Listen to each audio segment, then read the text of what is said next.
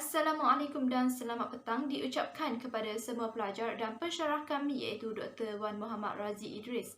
Kami dari kumpulan 6 akan membentangkan amali bagi kursus STAE 2033 Sains Tanah Sekitaran. Tajuk yang akan kami bentangkan adalah kaedah penentuan erodibiliti tanah. Ahli kumpulan kami terdiri daripada 6 orang iaitu Muhammad Nur Hazim bin Muhammad Razali, Muhammad Syafi bin Muhammad Rozi, Haris Abdul Azim bin Ismail, Suhaimi bin Muhammad Thiq, Nur Fatini binti Muhammad Zaki, Putri Nur Alisha binti Zahurin, Afrina Nafhah binti Ahmad Kamarudin dan juga Aini Sofia binti Ahmad Zulfakar. Seterusnya saya akan membentangkan tentang isi kandungan kami. Yang pertama iaitu pengenalan, kedua objektif, ketiga bahan dan kaedah, keempat hasil dan perbincangan dan yang terakhir adalah kesimpulan. Assalamualaikum, nama saya Aini Sofia. Jadi saya akan mulakan pembentangan ini dengan pengenalan.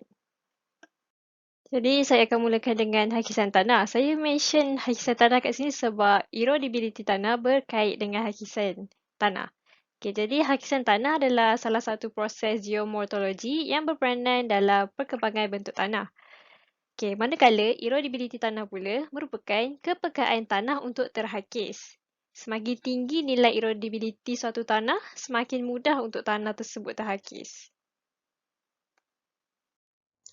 Assalamualaikum dan salam sejahtera. Nama saya Afrina dan saya akan membentangkan berkaitan dengan objektif. Objektif yang pertama ialah untuk mengenal pasti sifat tanah utama yang mengawal erodibility tanah melalui simulasi hujan. Dan objektif yang kedua pula ialah untuk mengukur sifat asas tanah sebelum dan selepas eksperimen dijalankan. Sekarang kita sambung pada bahan dan juga kaedah. Kaedah yang boleh digunakan untuk menentukan erodibility tanah ialah kaedah simulasi hujan. Di sini saya sertakan satu contoh lakaran simulasi hujan. Nak tunjuklah macam mana simulasi hujan ni sebenarnya. Jadi dalam gambar ni kita nampak ada 3 nozzle kat atas tu. Seterusnya kita ada bekas untuk letakkan tanah. Tanah tu bergantung pada orang yang nak buat eksperimen ni, yang nak buat simulasi ni, nak guna tanah apa. Dia nak tengok erodibility tanah jenis apa, jadi bergantung pada orang tersebut lah. Seterusnya kita ada baldi kat bawah tu. Kegunaan dia, saya akan terangkan selepas ini. Jadi, bagaimana simulasi hujan ni berlangsung. Pertama sekali, komponen asas simulator hujan kita ni, kita guna oscillating TSPT-X type nozzle. Memang dalam kajian yang saya buat atau research yang saya jumpa, rujukan, memang dia mention guna nozzle type ni.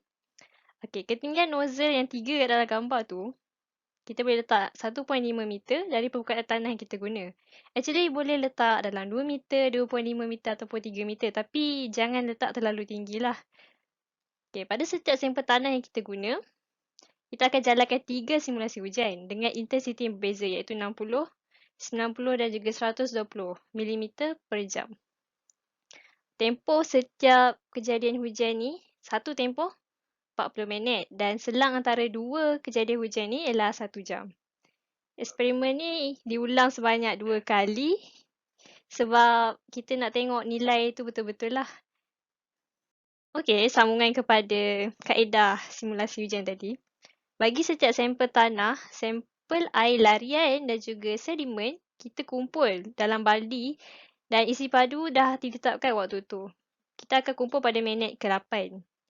Sedimen yang kita kumpul dalam baldi tu, itulah fungsi baldi tadi tu. Dia nak kumpul sedimen dan juga air larian. Air yang turun kan hujan kan. Dia turun so dia akan mengalir masuk dalam baldi tu. So kita kumpul air tu dan juga sedimen-sedimen yang mengalir masuk dalam baldi tu. Jadi apa kita buat dengan sedimen tu? Kita mendapkan dia, keringkan dan juga timbang dalam baldi selepas pemendapan yang berlaku selama 24 jam. Selepas selesai semua eksperimen simulasi hujan, kita akan ukur sifat-sifat tanah tadi tu.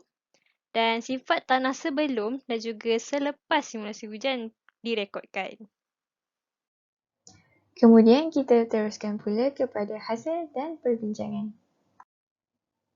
Jadi apa yang dapat dilihat sekarang ialah jadual 1 yang menunjukkan komposisi mekanikal, ketumpatan pukal, kandungan air tanah, pH bahan organik tanah SOM, kapasiti kawasan pertukaran kation CEC bagi 2 sampel tanah dan rawatan komposnya sebelum eksperimen simulasi hujan dijalankan.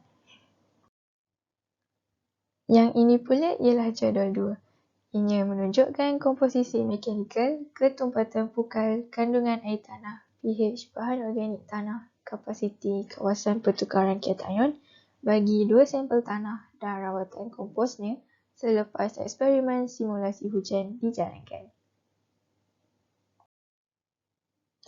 Berdasarkan keputusan yang diperolehi daripada eksperimen yang dijalankan, kedua-dua tanah asal iaitu kawalan dan pindaan komposnya yang terdiri daripada rendah dan tinggi yang dipilih untuk simulasi hujan di kawasan kajian ini adalah sama mengikut taburan saiz zarah, pH, CEC dan ketumpatan pukal seperti yang dapat dilihat dalam jadual 1.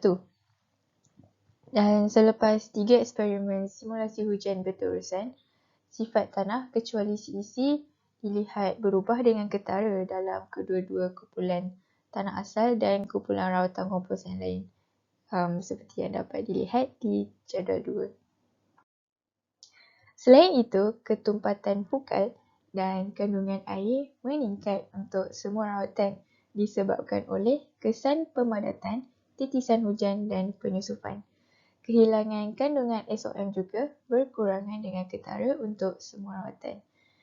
Jadi, berdasarkan keputusan yang telah diperoleh, ianya menunjukkan bahawa sifat tanah kecuali CEC berubah secara mendadak dengan hanya tempoh hujan sementara pada skala plot kecil.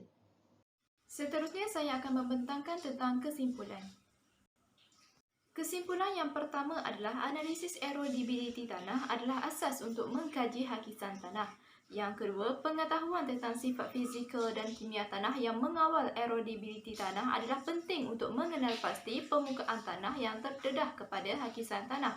Yang ketiga, erodibility tanah didapati dipengaruhi oleh sifat tanah seperti taburan saiz zarah, kestabilan struktur, kandungan bahan organik tanah, kimia tanah dan mineralogi tanah liat. Seterusnya, saya akan membentangkan tentang rujukan kami.